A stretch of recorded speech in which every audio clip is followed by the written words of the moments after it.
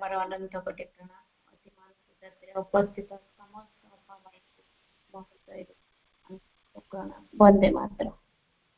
मां पाखे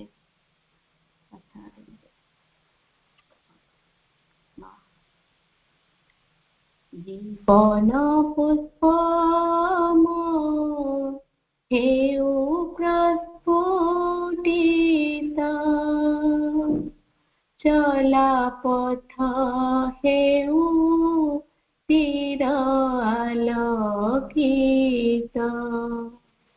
जीवन पुष्पम हेउ प्रस्फुटिता चला पथ हेउ चिरालोकित इतिकी करुणा करमा इतिकी करुणा करमा प्रसारित हेउ मोर एहि मन संचारित हेउ भगवत ज्ञान प्रसारित हेउ मोर एहि मन संचारित हेउ भगवत ज्ञान अंधकार कर दूर जीवन पुष्पम हेउ प्रस्फुटित चला पथ हेउ चिरालोकित एतिकी करुणा करमा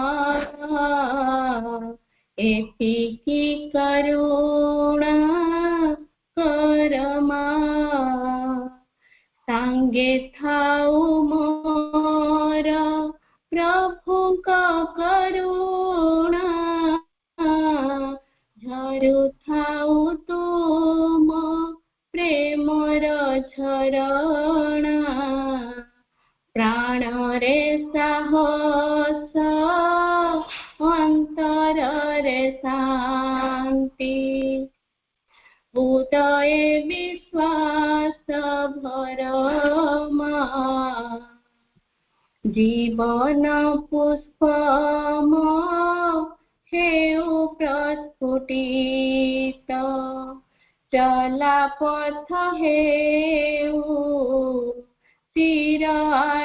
चिरालोकित एतिकी करुणा करमा एतिकी करुणा करमा विरोधी शक्तिर प्रचंड संग्रामे हुए सम्मुखीन एहि धराधामे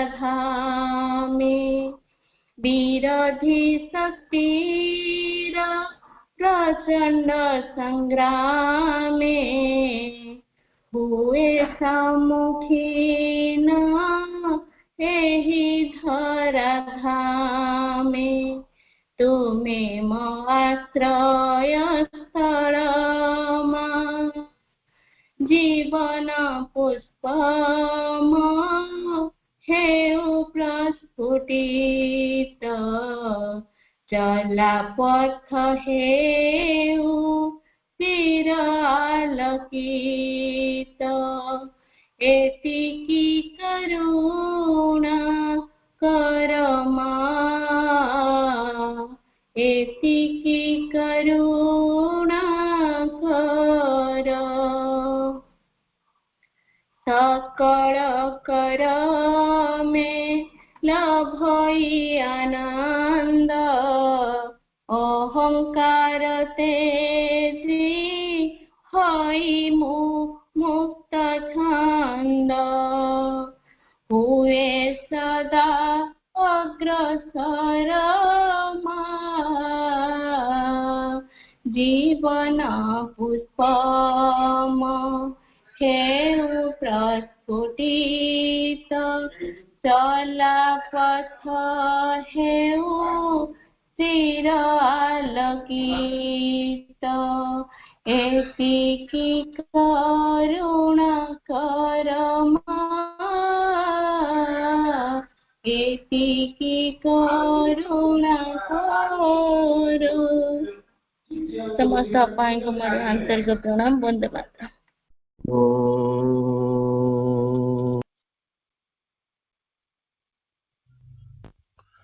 श्रीमाता शरणं मम। ओ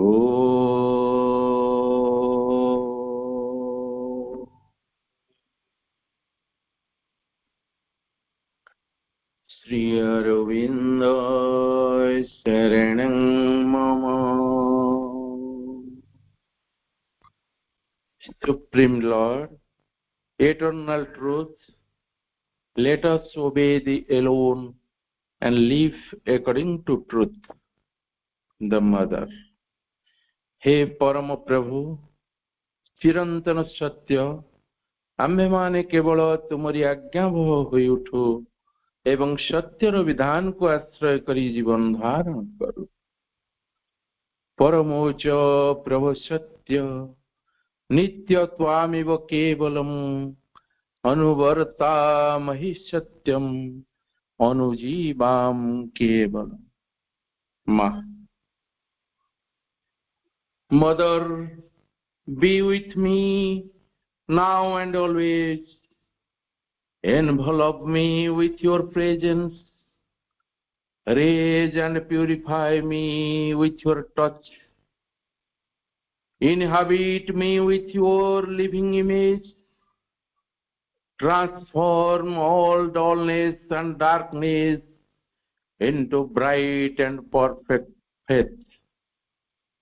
Transform all restlessness and agitation into inviolable calm and peace. Transform all attachments into a deep and stainless purity. Mother, liberate and change me, perfect your child. माँ करुणामयी माँ परम प्रभु श्री अरविंद अति मानस ज्योति आईडी रे उपस्थित थिबा संयोजिका दमयंती अप्पा नायक अप्पा एवं समस्त अपा भाई हृदय से थिबा से दिव्य जननी की मोर शतकोटि प्रणाम। अपा जिते हठात फोन कले जे सरोजकांत भाई आज एक्चुअली सावित्री टॉक थिला आम समस्ते जानीचे। हठात फोन कले माँ को प्रेयर कली माँ कौन कहबी को विषय कहबी माँ प्रेरणा देले जे आम समस्त जानते गोटे माँ गोटे बही अच्छे द सुप्रीम परम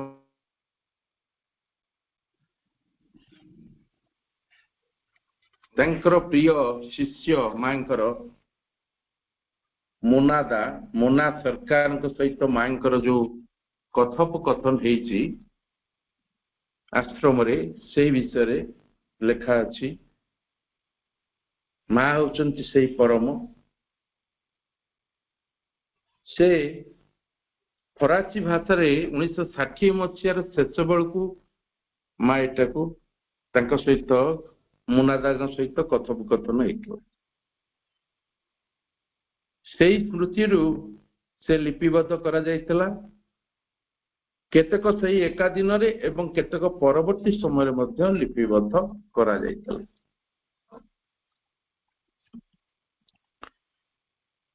से समय एपरी दिन थिला जेतेबेले आमे श्री मां पाखक जाउथलु के मोनादा कहउछन एवं तांक सहित स्वाधीन भाव रे कथावार्ता हेउथलु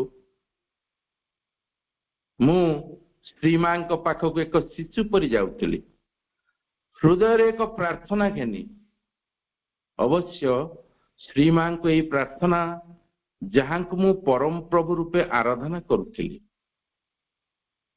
से मते शिशु सदृश भल पाउथिले विभिन्न विषय से मो सहित कथबार्ता हेउथिले बेले बेले मु अत्यधिक खेलुआर हो जाउथुआरु से मते चिड़ाउथिले बेले बेले केवल खुशी रहिया पई कहउथिले एवं जीवन रे यथार्थ मनोभाव पोषण करने सकाशे से सर्वदा मते साहाय्य करुथिले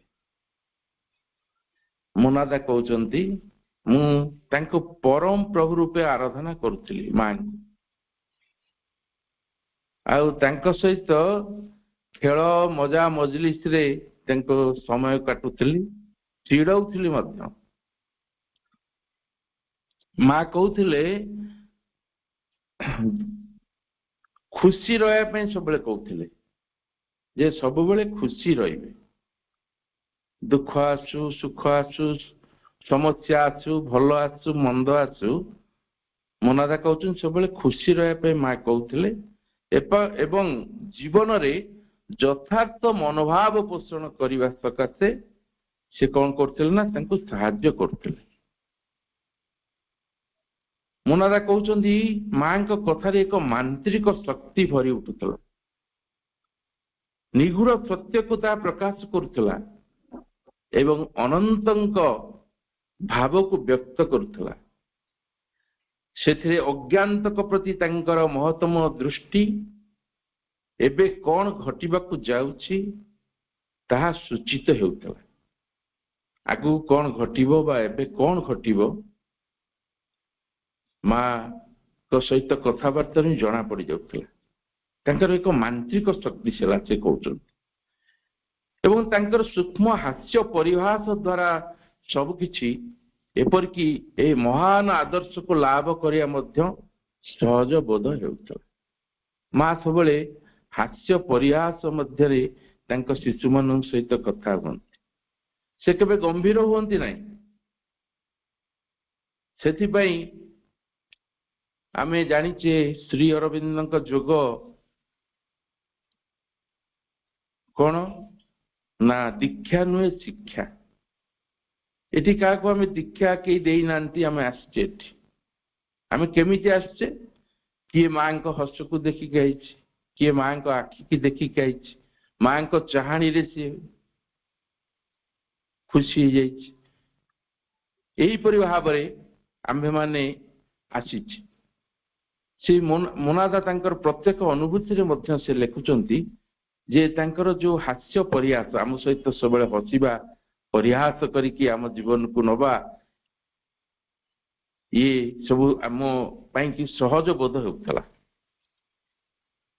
तांको बाणीर यथार्थ अर्थ प्रकाश करिबारे मानवीय अक्षमता रहिथिले भी प्रतिलेखन और भाषांतर अशुद्धि रहिथिबार संभावना थिले भी यही कथोपकथन गुड़िकरे तांकर ज्योति और तांकर शक्ति प्रतिफलित हेउथिबा एवं सेगुड़िक तांको उपस्थितिर किछि संदेश को बहन करुथिबार उपलब्धि मोर होइछि मोनादा जहाँ तांको प्रत्येक अनुभूति रे लिखिछंती तांको सहित जेतेबेले एमे कथोपकथन से होउथिले कहउछंती तांको ज्योति और तांको शक्ति सेठी प्रतिफलित होउतला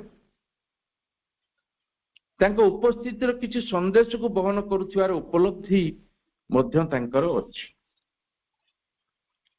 तापरे मोनादा तांकर किछि विषय एतरे आलोचना करिसंती ए बहिटी की भी आमे जदि सुजोग पाइबा ताहले धारावाहिक भाव में पढ़ी पारिबा से प्रथम लिखुचंती किए तुम्हें जी अवतीर्ण तापरे जननी परमा एक महान अनुग्रह गोटे दिन रे नुहे लक्ष्य श्रीमां कंठस्वर शरीर रूपांतर जहा तुमर इच्छा श्रीमां श्रीचरण माँ श्री अरविंद शेष लिखुचंती परमंक तेजमय दृष्टि ए सबु विषय रे आलोचना करिया को हेले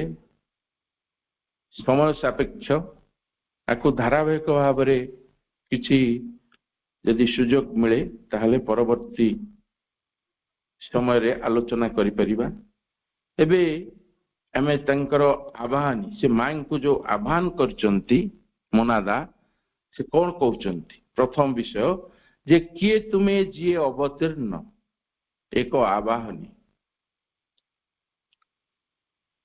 कहउचन जे ओ दिव्य कृपार डेणारे उड़ी जिबा अज्ञात को आरोहण करी ओ वास्तवतार जीवन बंचिबा आम सतार वास्तवता प्रकृत अस्तित्वर वास्तवता दिव्य कृपार डेणारे उड़ी जिबा मनादे कहउचंती ए अज्ञातरु ए अचेतनारु आको आरोहण करिकी वास्तवतर बा वास्तव जीवन बंचिबा कहार वास्तव जीवन नाम सत्तार वास्तवता प्रकृत अस्तित्वर वास्तवता आमे जो एटी अस्तित्व नहीं कि अच्छु तार वास्तवता ये सतार वास्तवता ये सत्ता कौन पई अछि ये सत्ता आमे जो मन प्राण शरीर आम भीतर अछंती तापर चैत्य सत्ता अछंती एही सत्ता रो वास्तवता आमे केमिति फुटई पारि से कहउचंती जे सतार गभीर रे निविष्ट हेबा गभीर अंतरर गभीर रे निमज्जित हेबा एवं से विशाल अनंत रे परिणत हेबा जहा ए पर्यंत अज्ञात थिबा एक जगत को उन्मोचित और प्रकटित करुअछि। आमे कौन करवा ए जो मन प्राण शरीर चैत्य सत्ता आमे ए जो सत्ता भीतर आमे बंचुचे आर गभीर रे निविष्ट हेबा बहुत अंतरर गभीर रे निमज्जित हेबा एवं से विशाल अनंत रे परिणत हेबा काहेकि ना से अनंत को सहित युक्त हेबा जहाँ ए पर्यंत अज्ञात थिबा एक जगत को उन्मोचित प्रकटित करुछि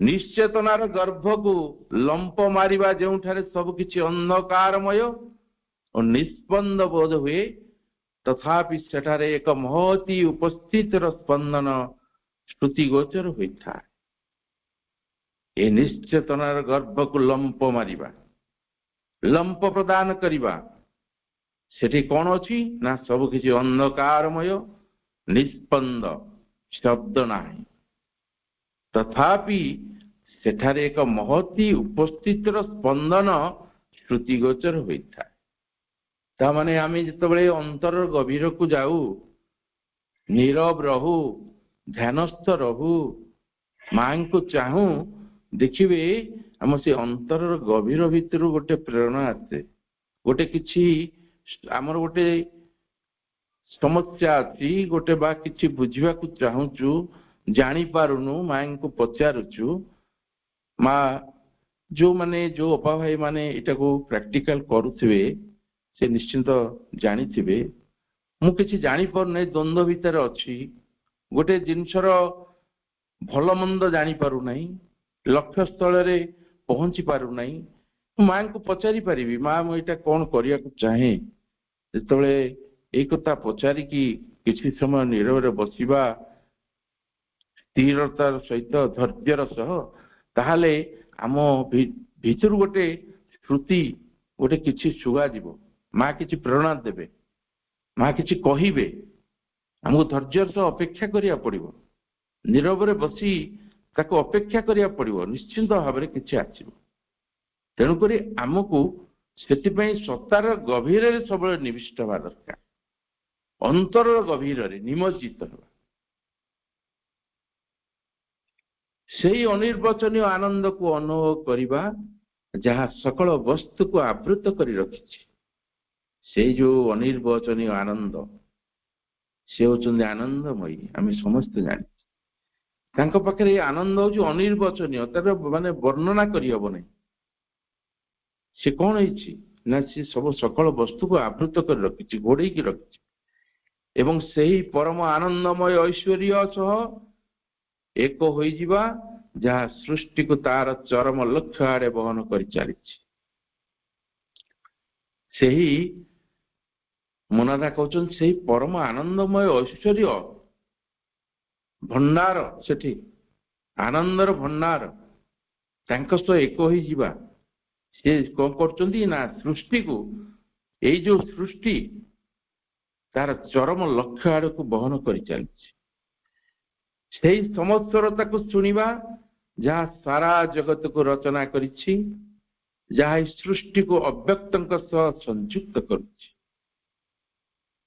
ସେହି ସମସ୍ତରତାକୁ ସ୍ୱରତାକୁ ମାନେ ଭଗବାନଙ୍କ ସ୍ୱର ଏବଂ ଆମ ସ୍ୱର ସମାନ ହୋଇଯିବ ସେଠି ଶୁଣିବା।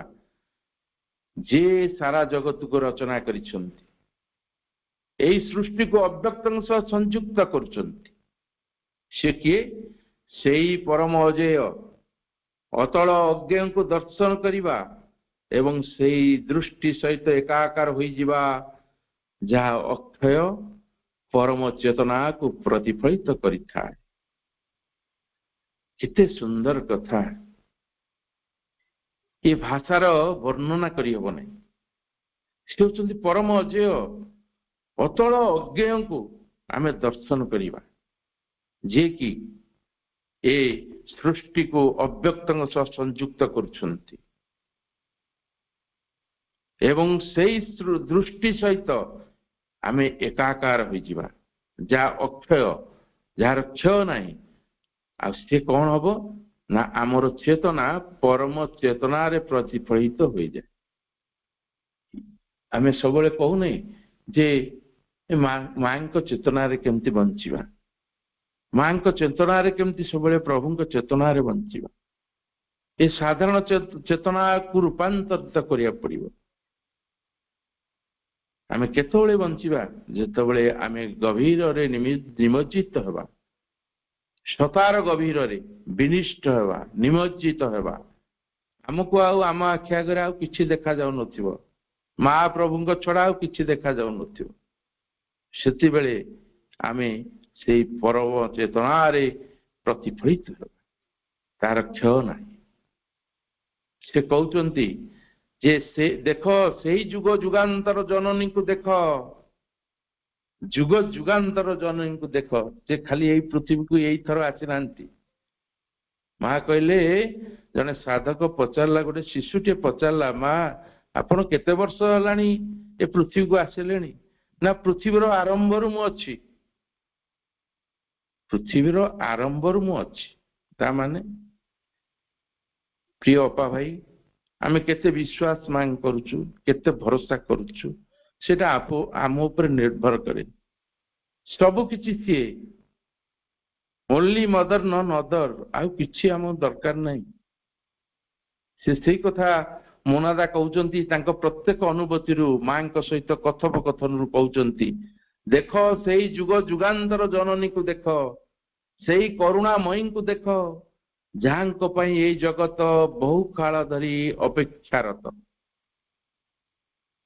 ସେ ସର୍ବଦା ଆମକୁ ଇସାରା ଦେଇ ଚାଲିଛନ୍ତି ଏବଂ ଏହି ଇସାରା ହିଁ ଆମକୁ ଅଧିକରୁ ଅଧିକ ତାଙ୍କ ନିକଟକୁ ଟାଣି ନେଉଛି। ଜୀବନର ରହସ୍ୟକୁ ଉଦ୍ଘାଟନ କରିବା, ଭଗବାନଙ୍କ ଅଭିମୁଖେ ଯାତ୍ରା କରିବା ଏବଂ ଏକ ଗହନ ସତ୍ୟର ଚମତ୍କାରିତା ମଧ୍ୟରେ ଜୀବନ ବଞ୍ଚିବା ସକାଶେ ସେ ସର୍ବଦା ଆମକୁ ଆହ୍ୱାନ କରୁଛନ୍ତି। କିନ୍ତୁ ଆମେ ତାଙ୍କର ଆହ୍ୱାନର ବାଣୀ ଶୁଣି ପାରୁନାହୁଁ। କାହିଁକି ନା ଆମେ ସେ ପରମ ଚେତନାରେ ବାସ କରୁନାହୁଁ।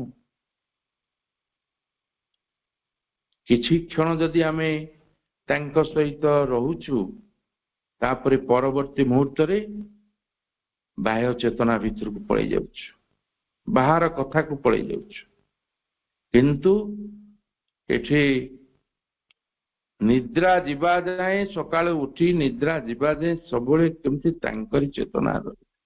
ଶୋଇଲା ବେଳେ ମଧ୍ୟ ତାଙ୍କରି କୋଳରେ ଶୋଇବି। ଏଇ ଯୋଉ ଅନୁଭବ, ମାନେ ସେ କିଏ? କହୁଛନ୍ତି ଯୁଗ ଯୁଗାନ୍ତର ଜନନୀକୁ ଦେଖ, କରୁଣାମୟୀଙ୍କୁ ଦେଖ, ତାଙ୍କୁ ଏ ଜଗତ ବହୁ କାଳ ଧରି ଅପେକ୍ଷା କରିଥିଲା। ଆଉ ସେ ଆମକୁ ବିଭିନ୍ନ ଇଶାରା ଦଉଛନ୍ତି, ତାଙ୍କ ନିକଟକୁ ଟାଣି ନେବା ପାଇଁ ବହୁତ ପ୍ରକାର ଇଏ କରୁଛନ୍ତି, କିନ୍ତୁ ଆମେ ତାକୁ ଅନୁଭବ କରିପାରୁନୁ, ଦେଖିପାରୁନୁ, ଜାଣିପାରୁନାହୁଁ। ତେଣୁକରି ଆମେ କଣ କରିବା ନା ଆମର ଜୀବନର ଲକ୍ଷ୍ୟ କଣ ତାକୁ ଦେଖିବା, ଜୀବନର ରହସ୍ୟକୁ ଉଦ୍ଘାଟନ କରିବା, ଆଉ ଏହି ଭଗବାନଙ୍କ ଅଭିମୁଖେ ଯାତ୍ରା କରିବା। ଏବଂ ଏକ ଗହନ ସତ୍ୟର ଚମତ୍କାରିତା ମଧ୍ୟରେ ଇଏ ଏକ ଗହନ ସତ୍ୟ, ମାଙ୍କ ଯୋଗ ସମସ୍ତେ ଜାଣିଛନ୍ତି, ଓନ୍ଲି ଟ୍ରୁଥ, କେବଳ ସତ୍ୟ। ଏ ଗହନ ସତ୍ୟର ଚମତ୍କାରିତା ମଧ୍ୟରେ ଜୀବନ ବଞ୍ଚିବା ସକାଶେ ସେ ସର୍ବଦା ଆମକୁ ଆହ୍ୱାନ କରୁଛନ୍ତି। ସୂର୍ଯ୍ୟ ଯେମିତି ଉଦୟ ହେଉଛନ୍ତି ସବୁବେଳେ, ଆମେ ବାହାରକୁ ଗଲେ ତାଙ୍କ ଶକ୍ତିକୁ ଅନୁଭବ କରିପାରିବା, ତାଙ୍କ ଉତ୍ତାପକୁ ଅନୁଭବ କରିପାରିବା। ସେମିତି ମାଙ୍କର କୃପା, କରୁଣା, ଆହ୍ୱାନ, ପ୍ରେରଣା ସବୁବେଳେ ଆମ ଭିତରେ ଅଛି, ପ୍ରତି ମୁହୂର୍ତ୍ତରେ ଆସୁଛି, କିନ୍ତୁ ଆମେ ତାକୁ ଶୁଣିପାରୁନୁ, ଦେଖିପାରୁନୁ, ଅନୁଭବ କରିପାରୁନୁ। ସେ ସେଇ କଥା କହୁଛନ୍ତି ଯେ ଏଇ ଯୋଉ ଗହନ ସତ୍ୟର ଚମତ୍କାରିତା ମଧ୍ୟରେ ଜୀବନ ବଞ୍ଚିବା ସକାଶେ ସେ ସର୍ବଦା ଆମକୁ ଆହ୍ୱାନ କରୁଛନ୍ତି। ଏହା ହିଁ ହେଉଛି ତାଙ୍କର ବିଧାନ, ଏଇଟା ହେଉଛି ତାଙ୍କର ବିଧାନ, ସଂକଳ୍ପ। ଏହା ଏକ ଦିଶାହୀନ ନିସ୍ତବତାର ଊର୍ଦ୍ଧ୍ୱକୁ ଉଠିଯିବା ହେଉ ଅଥବା ଅତଳ ଗହ୍ୱର ମଧ୍ୟକୁ ପ୍ରବିଷ୍ଟ କରିବା ହେଉ, କିମ୍ବା ରହସ୍ୟମୟ ଜଗତ ସମୂହର ବିସ୍ମୟ ସକଳକୁ ଅନୁଭବ କରିବା, ଶୁଣିବା ଓ ଦେଖିବା ହେଉ, ଯାହା ଆମ ଅନ୍ତର ଭିତରେ ଲୁକ୍କାୟିତ ହୋଇ ରହିଛି। ଆମ ଅନ୍ତରର ଗହ୍ୱରରେ ଏ ପୁରା ଲୁଚିକି ରହିଛି। ସେ କହୁଛନ୍ତି ମନାଦା ଯେ ଦିଶାହୀନ ନିସ୍ତବତାର ଊର୍ଦ୍ଧ୍ୱକୁ ଉଠିଯିବା ହେଉ ଅଥବା ଅତଳ ଗହ୍ୱର ମଧ୍ୟ ପ୍ରବିଷ୍ଟ କରିବା ହେଉ, କିମ୍ବା ଏ ରହସ୍ୟମୟ ଜଗତ ସମୂହର ବିସ୍ମୟ ସକଳକୁ ଅନୁଭବ କରିବା, ଶୁଣିବା ଓ ଦେଖିବା ହେଉ, ଯାହା ଆମ ଅନ୍ତର ଭିତରେ ସିଏ କଣ ହେଇଛି, ଲୁକ୍କାୟିତ ଅଛି, ଲୁଚିକି ଅଛି, ଅଥବା ଆମର ସାଧାରଣ ଦୃଷ୍ଟିର ଊର୍ଦ୍ଧ୍ୱରେ ରହିଛି। ଏହି ଆନନ୍ଦମୟ ଲୋକ ଅନ୍ତର୍ଭୁକ୍ତ ଜଗତ ହେଉ ଅଥବା ଅନତିକ୍ରମଣୀୟ ସୌନ୍ଦର୍ଯ୍ୟର ଭୁବନ ହେଉ, କିମ୍ବା ବିକ୍ଷିପ୍ତ ଆଭାରେ ବଦଳୁଥିବା ରଙ୍ଗ, ଭାଗବତ ସମସ୍ୱରତାକୁ ସଂକୃତ କରୁଥିବା ସଙ୍ଗୀତ ଏବଂ ଭାଗବତ ଆନନ୍ଦକୁ ବ୍ୟକ୍ତ କରୁଥିବା ଜ୍ଞାନ ହେଉ, କେବଳ ସେ ହିଁ ଆମକୁ ସେଠାରେ ବାଟ ଦେଖାଇ ପାରିବେ। କିଏ? ଏଇ ପରମ ମା ହେଲେ ପରମ, ସେ ହିଁ ଆମକୁ ସବୁ କିଛି ଦେଇପାରିବେ। କହୁଛନ୍ତି ଯେ ବିକ୍ଷିପ୍ତ ଆଭାରେ ବିକ୍ଷିପ୍ତ ହେଇ ପଡିଛି ଯୋଉ ବଦଳୁଥିବା ରଙ୍ଗ, ଏ ଯୋଉ ଭାଗବତ ସମସ୍ୱରତା ସଂକୃତ କରୁଥିବା ସଙ୍ଗୀତ ଆଉ ଭାଗବତ ଆନନ୍ଦକୁ ବ୍ୟକ୍ତ କରୁଥିବା ଜ୍ଞାନ। ଆମେ ଭାଗବତ ଆନନ୍ଦ ଠାରୁ ଆଉ ଆନନ୍ଦ ନାହିଁ। ଭଗବାନଙ୍କ ପାଇଁ ଯେ ଜୀବନ ବଞ୍ଚୁଛି, ସେ ଯୋଉ ଆନନ୍ଦ, ତାଠାରୁ କୌଣସି ପାର୍ଥିବ ଅର୍ଥ ହଉ, ଘର ହଉ, ପରିବାର ହଉ, ଯାହା କିଛି ହଉ, ସେ ଆନନ୍ଦ ଦେଇପାରିବ ନାହିଁ। ଆମେ ତାକୁ ମର୍ମେ ମର୍ମେ ଅନୁଭବ କରିଥିବା। ସେଇ ଭାଗବତ ଆନନ୍ଦକୁ ପାଇବାକୁ ହେଲେ ଆମକୁ ଜ୍ଞାନ ଦରକାର। ଜ୍ଞାନ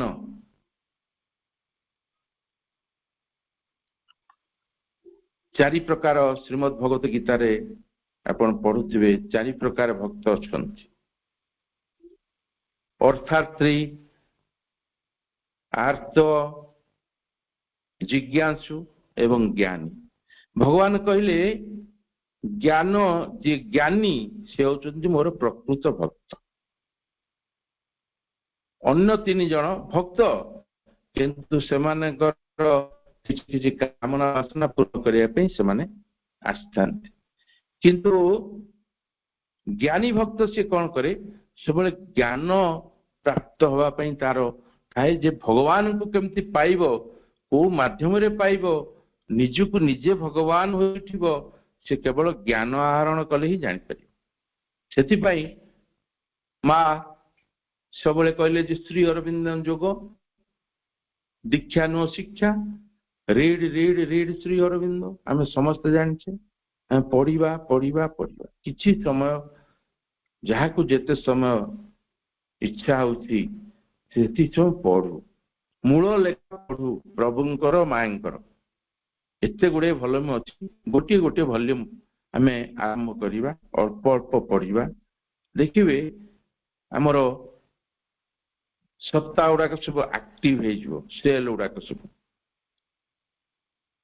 आउरी अधिकरु आनंद अनुभव करिबा भीतर गोटे आनंद हमकु लागिवो खुशी लागिवो जेते समस्या बाधा विघ्न दे गति करूथिले मध्य सेगुडा को हम किछि टच करिवने स्पर्श करिवने सेही कथा मनादा कहउछंती जे विक्षिप्त आभारे बदलुथिबा रंग भागवत समस्वर ताकु झंकृत करुथिबा संगीत एवं भागवत आनंद को व्यक्त करुथिबा ज्ञान हेतु केवल से ही आमको सेठारे बाट देखाई पारिबे ताले आमे कौन जानिले जे मां होचंती ए जोगर चाबिकाठी श्री अरविंद भी सही कथा कहले तोर जहाँ दरकार जहाँ आवश्यक जहाँ तो हो नहीं होउची कौन आगु हबो सबु तू मां को डाकिले मां को कहिले से सबु तत्ते बतई दे आ किछि का कहया आवश्यक नाही से होचंती रहस्यमयी करुणामयी ममतामयी आनंदमयी सबु किछि से सबु देवादेवींकर मां से तेणु करी आमर सौभाग्य जे आज आमे सेही परम को पाइछे से सबु रहस्य उन्मोचन करिवे आम भितरे आमको से सकल बाट देखे चलई नेबे पथ देखे देबे प्रेरणा देबे आमे केवल तांको कहिबा दरकार तांको सहित संयुक्त हवा दरकार युक्त हवा दरकार सेही परम चेतना सहित सबले संयुक्त हवा दरकार तापरे कहउचंती सकल इंद्रियानुभूतिर ऊर्ध्वरे थिबा सेही विशाल विपुलता जेउठी नीरवता को ग्रास करे जेउठी असीमता नित्यता मध्य अंतरित हो जाए जेउठी व्यक्ति सता परम दिव्य सता ठारे निज को विलीन करि दिए सेठारे केवल सेही परम ही वास करि पारंती सेही सबको सेही उद्भासित करंती सकल इंद्रियानुभूतिर ऊर्ध्वरे थिवा से विशाल आम जो इंद्रिय माने अछंती आमे जानिचे पंचेंद्रिय तार ऊर्ध्वरे जो विशाल विपुलता रही जेउठी नीरवता को ग्रास करे से होचंती सही जेउठी असीमता तार सीमितता नहीं से नित्यता मध्य अंतरित हो जाए जेउठी व्यक्तिसत्ता आमर जो व्यक्तिसत्ता परम दिव्य सत्ता ठारे निजको विलीन करि दिए ता माने कौन आमे संपूर्ण रूपे जेमती नदी जेमती समस्त नदी जाइकी समुद्र रे महासागर विलीन हो जाउची आमे सेई दिन केबे आसीबो आमर आमे सेई परम दिव्य सत्तांक ठारे निजको विलीन करि दबा ताहाले कौन हबो सेठारे केवल सेही परम ही वास करिवे सेही सबको सेही उद्भासित करिवे आम भितरे सेही सब किछि उद्भासित करे आम केवल सेही परम सतांक सहित विलीन होई जिबा केमिति होई जिबा ना आम ज्ञान बଳରେ प्रभु को पढ़िबा प्रति जितेबले आमको समय मिलुछि पढ़िले आमे जानिबा जे किए ସେଇ ମୋନାଦା ତାଙ୍କର ପ୍ରତ୍ୟେକ ଅନୁଭୂତିରେ ଆପଣ ମାନେ ଜାଣିଥିବେ ମୋନାଦା ଫିଜିକାଲ ଏଜୁକେସନ ର ଡାଇରେକ୍ଟର ଥିଲେ କିଛି ଦିନ ଧରି ପ୍ରଣମ ଦାଙ୍କ ପୂର୍ବରୁ। ତେଣୁକରି ମାଙ୍କ ସହିତ ସେ ପ୍ରତ୍ୟେକ ଆଲୋଚନା କରୁଥିଲେ। ମାଙ୍କୁ ସେ କହୁଛନ୍ତି ଯେ ଆପଣ ହଉଛନ୍ତି ପରମ। ତାଙ୍କ ସେ ମାନେ କଥୋପକଥନ ସେ ତାଙ୍କ ଶକ୍ତି ଗ୍ରହଣ କରୁଥିଲେ। ଦେଖୁଥିଲି ମା କିଏ। ଯେତେବେଳେ ଆମେ ଆମର ଅଧ୍ୟାତ୍ମ ଶିଖରର ଅଖଣ୍ଡ ଚେତନାରେ ତାଙ୍କ ସହିତ ଏକୀଭୂତ ହୋଇଯିବାକୁ ଅଭିଷ୍ଠା କରୁ, ତାପରେ କହିଲେ ଏଇଠି କେମିତି ଆମେ ସେ ପରମ ଚେତନା ପରମ ସତ୍ତା ବିଲୀନ ହୋଇଯିବା ନା ଯେତେବେଳେ ଆମର ଅଭିଷ୍ଠା ହବ। ଆମେ ଅଭିଷ୍ଠା ସଦା ଜାଗ୍ରତ ରହି। ଶ୍ରୀ ଅରବିନ୍ଦ ପ୍ରଭୁ ପରମ ପ୍ରଭୁ ମା ପୁସ୍ତକରେ ସେ କଥା ସମ୍ପୂର୍ଣ୍ଣ ଭାବେ ବର୍ଣ୍ଣନା କରିଛନ୍ତି। ଆମେ ସମସ୍ତେ ପଢିଛେ ଜାଣିଛେ। ନିମ୍ନରୁ ଆହ୍ୱାନ କରି ଯେଉଁ ଅପ୍ରତ୍ୟତ ଆଶ୍ରୁଆ ଉପରୁ ଉତ୍ତର ଦେଶ ସେତିକି ଭାଗତ କରୁନା। ଆମର ଅଭିଷ୍ଠା କେତେ ତାଙ୍କ ସହିତ ଆମେ ସଂଯୁକ୍ତ ହେବା ପାଇଁ, ସେଇ ଦିବ୍ୟ ସତାଙ୍କ ସହିତ ପରମ ଦିବ୍ୟ ସତାଙ୍କ ସହିତ ବିଲୀନ ହେବା ପାଇଁ। ତାହେଲେ କଣ ହବ ନା ଆମ ଅଧ୍ୟାତ୍ମ ଶିଖରର ଅଖଣ୍ଡ ଚେତନାରେ ତାଙ୍କ ସହିତ ଏକୀଭୂତ ହୋଇଯିବ। ସେତେବେଳେ ସେ ଆମକୁ ସେଇ ପ୍ରଦେଶକୁ ନେଇଯିବେ ଯେଉଁଠାରେ କାଳ ଅଟକି ଯାଏ। ମାନେ କାଳ ମହାକାଳ ଯିଏ ବି ଥାଆନ୍ତୁ ସେ ଅଟକି ଯିବ।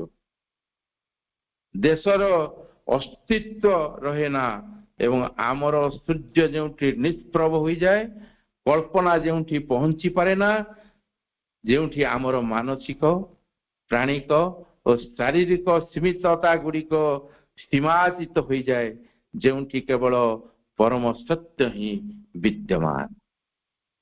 ଆଉ କଣ ଲେଖିଥାନ୍ତେ? ଆମେ ମାଙ୍କୁ ଛବିରେ ଦେଖୁଛୁ, ଘରେ ଆଶ୍ରମରେ ସମାଧି ମନ୍ଦିରରେ ସେ ପ୍ରତ୍ୟେକ ସ୍ଥୂଳ ଭାବରେ ମାଙ୍କ ସହିତ କଥୋପକଥନ ହେଇ ତାଙ୍କର ଯୋଉ ଅନୁଭୂତି କଥା ଲେଖିଛନ୍ତି। ତେଣୁକରି ଆମେ ଆମର ଆଶ୍ରୁଆ ସେ କହୁଛନ୍ତି ଯେତେ ଗଭୀର ହବ, ଆମର ଅଭିଷ୍ଠା ଯେତେ ତାଙ୍କ ଆଡକୁ ଉଠି ଚାଲିବ, ସିଏ ଆମକୁ କଣ କରିବେ? ସେ ଆମକୁ ନେଇଯିବେ, ମାନେ ଦେଶ ପ୍ରଦେଶକୁ ନେଇଯାଆନ୍ତି ଯେଉଁଠାରେ କାଳ ଅଟକେଇ ପାରିବ ନାହିଁ। ଆଉ ଏ ଦେଶର ଅସ୍ତିତ୍ୱ ରହେ ନା ଏବଂ ଆମର ସୂର୍ଯ୍ୟ ଯେଉଁଠି ନିଷ୍ପ୍ରଭ ହୋଇଯାଏ, ସୂର୍ଯ୍ୟର ଶକ୍ତି ବି ନିଷ୍ପ୍ରଭ ହେଇଯିବ। କଳ୍ପନା ଯେଉଁଠି ପହଞ୍ଚି ପାରେ ନା, ଯେଉଁଠି ଆମର ମାନସିକ ପ୍ରାଣିକ ଓ ଶାରୀରିକ ସୀମିତତା ଗୁଡ଼ିକ ସୀମାତୀତ ହୋଇଯାଏ, ଯେଉଁଠି କେବଳ ପରମ ସତ୍ୟ ହିଁ ବିଦ୍ୟମାନ। ସେଠାରେ ତାଙ୍କୁ ଖୋଜ, ସେ କହୁଛନ୍ତି ସେଠାରେ ତାଙ୍କୁ ଖୋଜ, ତାଙ୍କର ଭବ୍ୟତମ ଭାସ୍ୱର ନିତ୍ୟ ନୂତନ ସୌନ୍ଦର୍ଯ୍ୟରେ ତାଙ୍କୁ ଖୋଜି ପାଅ, ତାଙ୍କର ସର୍ବବ୍ୟାପୀ ସାମର୍ଥ୍ୟକୁ ଅନୁଭବ କର ଏବଂ ନିଜକୁ ତାଙ୍କର ସର୍ବ ମନୋହର ଓ ବିମୋହିନୀ ଆନନ୍ଦର ପ୍ରଭାବରେ ଭସାଇ ଦିଅ। କି ଭାଷା, କି ଭାଷାରେ ସେ ବର୍ଣ୍ଣନା କରିଛନ୍ତି ମା କଣ? ସେ କହୁଛନ୍ତି ଯେ ତାଙ୍କୁ ସେଠାରେ ଖୋଜ, ତାଙ୍କର ଭବ୍ୟତମ ଭାସ୍ୱର ନିତ୍ୟ ନୂତନ ସୌନ୍ଦର୍ଯ୍ୟରେ ତାଙ୍କୁ ଖୋଜି ପାଅ, ତାଙ୍କର ସର୍ବବ୍ୟାପୀ ସାମର୍ଥ୍ୟକୁ ଅନୁଭବ। ସେ ସର୍ବବ୍ୟାପୀ ସାମର୍ଥ୍ୟ। ଆମେ ମାଙ୍କୁ ପ୍ରେୟାର କରୁନୁ, ମା ଆମକୁ ଶକ୍ତି ସାମର୍ଥ୍ୟ ଦିଅନ୍ତୁ, କେମିତି ଆମେ ଆପଣଙ୍କ କାର୍ଯ୍ୟ କରିବା ପାଇଁ, କର୍ମ କରିବାକୁ ଯୋଗ୍ୟ ହୋଇ ଉଠୁ। ଆମକୁ ଯୋଗ୍ୟ କର ଆପଣଙ୍କ କର୍ମ କରିବା ପାଇଁ, ଆଉ କିଛି ନାହିଁ। ଆମର ଜୀବନରେ ଆଉ କିଛି ନାହିଁ, ଆପଣ ହିଁ ଏକମାତ୍ର ଲକ୍ଷ୍ୟ, ଆଉ ଉପଲକ୍ଷ୍ୟ କିଛି ନାହିଁ ଆମର। ସେଇ ସାମର୍ଥ୍ୟକୁ ଅନୁଭବ କରିପାରିବା, ନିଜକୁ ତାଙ୍କର ସର୍ବ ମନୋହର ବିମୋହିନୀ ଆନନ୍ଦମୟ ପ୍ରଭାବରେ ବସାଇ ଦିଅ। ଆମେ ଶ୍ରୀ ଅରବିନ୍ଦ ମା ପୁସ୍ତକରେ ପଢିଛେ ସେ ବିମୋହିନୀ ଆନନ୍ଦମୟ, ସେଇଥିରେ କେମିତି ଆମେ ତାକୁ ଭସାଇ ଦେବା। ବିଶୁଦ୍ଧ ଆନନ୍ଦର ଏଇ ଭୂମି ଓ କ୍ଷେତ୍ରକୁ ମା ଆମକୁ ନେଇଯାଆନ୍ତି ଯେତେବେଳେ ଆମେ ତାଙ୍କର କଥା ଶୁଣିଥାଉ। ଏଇ ଯୋଉ ବିଶୁଦ୍ଧ ଆନନ୍ଦର ଏଇ ଭୂମି ଆଉ ସେଇ କ୍ଷେତ୍ରକୁ ମା ଆମକୁ ନେଇଯାଆନ୍ତି ଯେତେବେଳେ ଆମେ ତାଙ୍କର କଥା ଶୁଣିଥାଉ। ସେ ସବୁବେଳେ ଆମ ଭିତରେ କହୁଛନ୍ତି। ଯେମିତି କାନ୍ଥ ଘଣ୍ଟାଟି ଟକ୍ ଟକ୍ ହେଇ ଟିକ୍ ଟିକ୍ ହେଇ ବାଜୁଛି ସବୁବେଳେ, ଆମେ ତାର କଥା ଶୁଣି ପାରୁନାହୁଁ। ରାତି 12ଟା ନିର୍ଜନ ସମୟରେ ଆପଣ ଦେଖିବେ ସେ କାନ୍ଥ ଘଣ୍ଟା କଣ କହୁଛି ଟିକ୍ ଟିକ୍ ହେଇକି। ସେମିତି ମା ଆମ ଭିତରେ ସବୁବେଳେ କହୁଛନ୍ତି, ସବୁବେଳେ ଏଇଟା କର ସେଇଟା କର ନା, ଏଠିକି ଯା ସେଠିକି ଯା, କଣ କରିବା ଦରକାର ତୋର।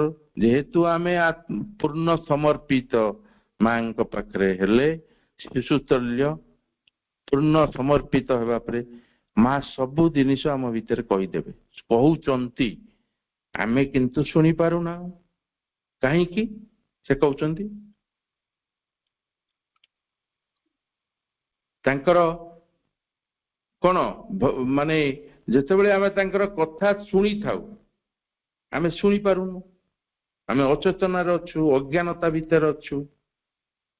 ଆମେ ଅଲଗା ଚେତନାରେ, ବାହ୍ୟ ଚେତନାରେ ବାସ କରୁଛୁ, ସେ ଶୁଣିପାରୁନୁ। ସେତେବେଳେ ଆମେ ତାଙ୍କ କଥାଟି ଶୁଣୁ, ତାଙ୍କ କାର୍ଯ୍ୟକଳାପ ମଧ୍ୟ ଦେଖିପାରୁ, ସେ କଣ କରୁଛନ୍ତି। ଆଉ ତାଙ୍କ ଚେତନାରେ ବଞ୍ଚି ରହୁ, ଅନ୍ତର ଭିତରେ ତାଙ୍କୁ ଉପଲବ୍ଧି। ଆଉ ସିଏ ଆମକୁ ନେଇଯାଆନ୍ତି କୋଉଠୁ ନା ବିଶୁଦ୍ଧ ଆନନ୍ଦର ଏଇ ଭୂମି ଓ କ୍ଷେତ୍ରକୁ ମା ଆମକୁ ନେଇଯାଆନ୍ତି। ତାଙ୍କ କଥାଟା ଆମ ଶୁଣିବା ହେଲା ବଡ କଥା। ସେ କଣ ଆମ ଭିତରେ କହୁଛନ୍ତି କେତେବେଳେ ଆମେ ଶୁଣିବା? ଆମେ ଯେତେବେଳେ ନୀରବ ରହିବା, ପୁରା ଧୈର୍ଯ୍ୟର ସହ ଅପେକ୍ଷା କରିବା, ଅଧୈର୍ଯ୍ୟ ହବା ନାହିଁ, ଇଆଡୁ ସିଆଡୁ ବକର ବକର ହବା ନାହିଁ। ପାଠ ମୁଁ ବାରମ୍ବାର ସେଇ କଥା କହେ, ପାଠ ଚକ୍ରରେ ବସିଲା ବେଳେ ନୀରବ, ପାଠ ଚକ୍ରକୁ ଗଲା ପରେ ବାହ୍ୟ ଭିତରେ ବୁଡିଗଲେ, କିଏ କଣ କହିଲା, କିଏ କଣ ଖାଇଲା, ବିଭିନ୍ନ କଥା, ଏ ସବୁ ଛୋଟ ଛୋଟ କଥା ସମସ୍ତଙ୍କର ଏ କଥା ଅନୁଭବ କରୁଥିବେ। ତ ତାଙ୍କ କଥା କେତେବେଳେ ଶୁଣିବା? ପାଠ ଚକ୍ରରେ ରହିଲେ ବା ତାଙ୍କୁ ଧ୍ୟାନସ୍ଥ ହେଲେ ବା ପଢିଲେ ଯୋଉ ଅବସ୍ଥାରେ ରହିବା, ଅନ୍ୟ କାର୍ଯ୍ୟକଳାପ କରିବା ମଧ୍ୟରେ ତାଙ୍କରି ଚେତନାରେ ବାସ କରିବା, ତାଙ୍କରି ନାମ ଜପ କରିବା ଏବଂ ତାଙ୍କରି କଥାକୁ ଆମେ ଶୁଣିପାରିବା। ଯେତେବେଳେ ତାଙ୍କରି ଚେତନା ରହିବ, ସେଇ ପରମ ଚେତନାରେ, ସେ କହୁଛନ୍ତି ତାଙ୍କରି ଚେତନାରେ ଯେତେବେଳେ ବଞ୍ଚି ରହିବୁ ବା ତାଙ୍କୁ ଉପଲବ୍ଧି କରିବୁ, ସିଏ ଆମକୁ ନେଇଯିବେ ସେଇ ବିଶୁଦ୍ଧ ଆନନ୍ଦ ଭିତରକୁ। ତାପରେ କହୁଛନ୍ତି ଯେ ବିସ୍ମୟକର ମହାନ ସତ୍ୟ ବିଶ୍ୱାସର ଉର୍ଦ୍ଧ୍ୱରେ। ଆମେ କେତେ ବିଶ୍ୱାସ କରୁଛେ ସେ ମହାନ ସତ୍ୟକୁ। ମା କେବଳ ସତ୍ୟ ବୋଲି ଆମେ ପଢୁଛେ, ମାଙ୍କର ନିଜର ସିଗ୍ନେଚର ଅଛି, ଓନ୍ଲି ଟ୍ରୁଥ, ସମସ୍ତେ ଦେଖିଥିବେ ତାକୁ। ସେଇ ମହାନ ସତ୍ୟକୁ ଆମେ କେତେ ବିଶ୍ୱାସ କରୁଛୁ? ଯଦି ଆମେ ବିଶ୍ୱାସ କରୁଛୁ ତାହେଲେ ମା ଆମକୁ ନେଇଯିବେ। ରୂପାନ୍ତରିତ ମନ ପ୍ରାଣ ଶରୀରରେ ଭଗତ ପ୍ରାପ୍ତ ହେବେ। କିନ୍ତୁ ଆମେ କେତେ ବିଶ୍ୱାସ କରୁଛୁ? ଆମର ଗୋଟେ ସମସ୍ୟା ଆସିଲେ ମାଙ୍କୁ ଜଣାଉଛୁ, ଯଦି ମା କିଛି ତାର ସମାଧାନ ନ କଲେ ଆମେ ଅନ୍ୟ କୁଆଡେ ପଳେଇ ଯାଉଛୁ। କାହିଁକି ନା ଆମର ବିଶ୍ୱାସ ନାହିଁ ଯେ ମା, କିନ୍ତୁ ମା କହିଲେ ମୋ ପାଇଁ ଯାହା ଆବଶ୍ୟକ ତାହା ନିଶ୍ଚିତ କରିବେ, ମୋର ସେଇ ବିଶ୍ୱାସ ଅଛି। ମୁଁ ଅପେକ୍ଷା କରିବି, ମାଙ୍କୁ ଜଣେଇଲି, ଧୈର୍ଯ୍ୟର ସହ ଅପେକ୍ଷା କରିବି, ସେ ନିଶ୍ଚିତ ଭାବରେ ତାର ସମାଧାନ ବାହାର କରିବେ। ମାନେ ଏଇଟା ପ୍ରତି ମୁହୂର୍ତ୍ତରେ ହଉଛି, ସମସ୍ତଙ୍କର ଅନୁଭବ ଥିବ। ଆଉ ଯୋଉମାନେ ଜାଣିପାରୁନାହାନ୍ତି ସବୁବେଳେ ମାଙ୍କୁ ଜଣାନ୍ତୁ, ସବୁ କଥା, ଭଲ ମନ୍ଦ, ସୁଖ ଦୁଃଖ ସବୁ କଥା ଜଣାନ୍ତୁ। ସେ ହେଉଛନ୍ତି ମହାନ ସତ୍ୟ। ସିଏ ଆମର ବିଶ୍ୱାସ ଉପରେ ନିର୍ଭରତା କରେ। ଆମର ବିଶ୍ୱାସ କେତେ, ତାଙ୍କ ପ୍ରତି ନିର୍ଭରତା କେତେ, ତାହାରି ଉପରେ ହିଁ ସବୁ କିଛି। ମା ତୁମେ ଯାହା ପ୍ରକଟ କରିଛ ତାର ଅନ୍ତ ନାହିଁ। ମନାଦା କହୁଛନ୍ତି ମା ତୁମେ ଯାହା ପ୍ରକଟ କରିଛ ତାର ଅନ୍ତ ନାହିଁ, ଯଦିଓ ଏହା ତୁମର ମହାସ୍ପନ୍ଦନର କେବଳ ଏକ କ୍ଷୁଦ୍ର ଲହରୀ ମାତ୍ର। ଏହା ଏକ ପ୍ରତ୍ୟାଦେଶ, ଏକ ମହାଶକ୍ତି ଯାହା ତୁମେ ନିଜ ମଧ୍ୟରୁ ପ୍ରକ୍ଷିପ୍ତ କରିଛ। ଏହା ଏକ ଅଭିବ୍ୟକ୍ତ ସତ୍ୟର ବାସ୍ତବତା, ଯାହାକୁ ଗ୍ରହଣ କରିବା ନିମନ୍ତେ ପୃଥିବୀ ଏବେ ମଧ୍ୟ ପ୍ରସ୍ତୁତ ହୋଇନାହିଁ। ମାନେ ମା କଣ, ତାର କିଛି ଭାଷା ବର୍ଣ୍ଣନାତୀତ, ବର୍ଣ୍ଣନା କରିହେବନି, ତାର ଅନ୍ତ ନାହିଁ। ଏ ଯୋଉ ମହାସ୍ପନ୍ଦନର ସେ କହୁଛନ୍ତି ଆମେ କ୍ଷୁଦ୍ର ଲହରୀ ମାତ୍ର, ଇଏ ଏକ ମହାଶକ୍ତି ଯାହା ତୁମ ନିଜ ମଧ୍ୟରୁ ପ୍ରକ୍ଷିପ୍ତ କରିଛ। ସେ ମାଙ୍କ ମଧ୍ୟରୁ ଏହା ପ୍ରକ୍ଷିପ୍ତ ହେଇଛି, ନିକ୍ଷିପ୍ତ ହେଇଛି। ଏହା ଏକ ଅଭିବ୍ୟକ୍ତ ସତ୍ୟର ବାସ୍ତବତା ଯାହାକୁ ଗ୍ରହଣ କରିବା ନିମନ୍ତେ ପୃଥିବୀ ଏବେ ମଧ୍ୟ ପ୍ରସ୍ତୁତ ହୋଇନାହିଁ। ତଥାପି ଆମ ଉପରେ ତୁମେ ଏତେ କୃପା ବର୍ଷଣ କରିଚାଲିଛ ଯାହା ଆମର ଧାରଣା ଶକ୍ତି ଠାରୁ ଆହୁରି ଅଧିକ। ଆମେ ଯୋଉ ଧାରଣା କରୁ କଣ ହବ, ଗୋଟେ ଏମିତି ଆସିଛି ସମସ୍ୟା ହଉ ଯେକୌଣସି ଭଲ ମନ୍ଦ ଜିନିଷ ଆଗକୁ କଣ ହବ, ଆମେ ଗୋଟେ ମାନବିକ ଧାରଣାରେ ମାନସିକ ଧାରଣା ଗୋଟେ କଣ ଭାବିଥିବା, କିନ୍ତୁ ତାଠାରୁ ସେ ଶକ୍ତି ଏତେ ଅଧିକ କାର୍ଯ୍ୟ କରିବ ଆପଣ ସେଇଟା ମାନେ ଅନୁଭବ କରିଥିବେ ନିଶ୍ଚିନ୍ତ। ମାନେ ତାହେଲେ ଆପଣଙ୍କୁ ଭାବିବେ ଯେ କଣ ମା ନ କରନ୍ତି। ମା ତାପରେ ଶେଷରେ କହିଲେ, ମା ତୁମେ ସେଇ ଦ୍ୱାର ଖୋଲି ଦେଇଛ ଯାହା ସବୁଦିନ ପାଇଁ ବନ୍ଦ ହୋଇଯିବାର ଅନୁଭୂତ ହେଉଥିଲା। ମା ଆମେ ତୁମକୁ ବିନମ୍ର ପ୍ରାର୍ଥନା କରୁଛୁ ଯେ ଆମକୁ ତୁମେ ସେଇ କୂଳ ରହିତ ଅନନ୍ତ ଅଭିମୁଖେ ନେଇ ଚାଲ, ଏକ ଶାଶ୍ୱତ ଆନନ୍ଦ ଜୀବନ ବଞ୍ଚିବାର ବର ପ୍ରଦାନ କର। କଣ ଆଉ ଲେଖିଥାନ୍ତେ ମନାଦା, ଏତେ କଥା ଆମେ ଏଇ ଗୋଟିଏ ବିଷୟ ତାଙ୍କର ପଢି ତାଙ୍କର ପ୍ରତ୍ୟେକ ଅନୁଭୂତି ମାଙ୍କ ସହିତ ସେ କଣ ଗ୍ରହଣ ନ କରିଛନ୍ତି। ମା କିଏ, ଆମେ କେତେ ଦିନରୁ ମା ଆମକୁ ଚାହିଁଲେଣି ବା ମା ଆମକୁ ନେଇଛନ୍ତି ତାଙ୍କ କାର୍ଯ୍ୟରେ ବ୍ରତୀ କରି ଆମେ କଣ କରୁଛେ ସେଇଟା ଆମେ ନିଜେ ନିରୀକ୍ଷଣ କରିବା, କାହାକୁ କିଛି କହିବା ଆବଶ୍ୟକ ନାହିଁ। ସେ କହୁଛନ୍ତି ଯେ ମନାଦା ଯେ ମା ତୁମେ ସେଇ ଦ୍ୱାର ଖୋଲି ଦେଇଛ, ନହେଲେ ଆମେ କୋଉ ମାନେ ଅନ୍ଧକାର ଭିତରେ ଗହ୍ୱର ଭିତରେ ପଡିକି କଣ ସଢୁଥାନ୍ତୁ। ଆମେ ଯାହା ସବୁଦିନ ପାଇଁ ବନ୍ଦ ହୋଇଯିବାର ଅନୁଭବ ହେଉଥିଲା। ମାନେ ଆମେ ଆଜି ଯଦି ମାଙ୍କୁ ନ ଜାଣିଥାନ୍ତେ, ସ୍ତ୍ରୀମାନଙ୍କୁ ଜାଣିଲେ ଆମର କଣ ଏ ଅବସ୍ଥା ହେଇଥାନ୍ତା, ଆମ ଜୀବନ କଣ ହେଇଥାନ୍ତା। ସାଧାରଣ ଜୀବନରେ ଲୋକ ଆପଣ ଯାଉଛନ୍ତି ସବୁଆଡେ ଦେଖୁଥିବେ କଣ ସେମାନେ ହଉଛନ୍ତି। ଏଇଥିରୁ ସେ ମନାଦା କହୁଛନ୍ତି, ମା ତୁମେ ସେଇ ଦ୍ୱାର ଖୋଲି ଦେଇଛ ଯାହା ସବୁଦିନ ପାଇଁ ବନ୍ଦ ହୋଇଯିବାର ଅନୁଭୂତ ହେଉଥିଲା। ମା ଆମେ ତୁମକୁ ବିନମ୍ର ପ୍ରାର୍ଥନା କରୁଛୁ ଯେ ଆମକୁ ତୁମେ ସେଇ କୂଳ ରହିତ ସେ କୂଳରେ ଲଗେଇ ଦିଅ। କୋଉଠି ନା ଅନନ୍ତ ଅଭିମୁଖେ ନେଇ ଚାଲ, ଅନନ୍ତ ଅଭିମୁଖେ ଏକ ଶାଶ୍ୱତ ଆନନ୍ଦ ଜୀବନ ବଞ୍ଚିବାର ବର ପ୍ରଦାନ କର। ମା ଆଉ ମୋର କିଛି ଆବଶ୍ୟକ ନାହିଁ, ଏକ ଶାଶ୍ୱତ ଆନନ୍ଦ ଜୀବନ ବଞ୍ଚିବାର ବର ପ୍ରଦାନ କର। ମା ସ୍ୱୟଂ ପ୍ରକଟିତ ହୁଅ, ମା ସ୍ୱୟଂ ପ୍ରକଟିତ ହୁଅ। ମା ମନା ସରକାର ମନାଦାଙ୍କର ଏ ଗୋଟେ ବିଷୟ ମାଙ୍କର ଆବାହନୀ, ମାଙ୍କୁ ସେ କେମିତି ଆବାହନୀ କରିଛନ୍ତି ତାଙ୍କ ପ୍ରତ୍ୟେକ ଅନୁଭୂତିରୁ ଆଜି ଆମେ ପଢିଲେ। ଯଦି ସୁଯୋଗ ମିଳେ ଆର ପରବର୍ତ୍ତୀ ବିଷୟ ଗୁଡ଼ିକୁ ପଢିପାରିବା, ଜାଣିବା ଯେ କେମିତି ମାଙ୍କ ସହିତ ସେ ଜୀବନ ବଞ୍ଚୁଥିଲେ, ମାଙ୍କୁ ସେ କେମିତି ଅନୁଭବ କରିଛନ୍ତି, ଏ ମା କିଏ କଣ ସବୁ ସେ ଏ ବହିଟିରେ ଲେଖିଛନ୍ତି। ଶେଷରେ ସେଇ ପରମ ଦ ସୁପ୍ରିମଙ୍କ ବିଷୟରେ ଗୋଟିଏ ପଦ ବନ୍ଦନାଟିଏ ବୋଲି ମୋର ବକ୍ତବ୍ୟ ଶେଷ କରିବି। ପରମ ପ୍ରିୟା ମାଗୋ ମୋର, ତୁମେ ତ ମୋର ଜୀବନ, ତୁମରି ଲାଗି ପାଇଛି ଆଜି ନୂଆ ପଥର ସନ୍ଧାନ। ପରମ ପ୍ରିୟା ମାଗୋ ମୋର,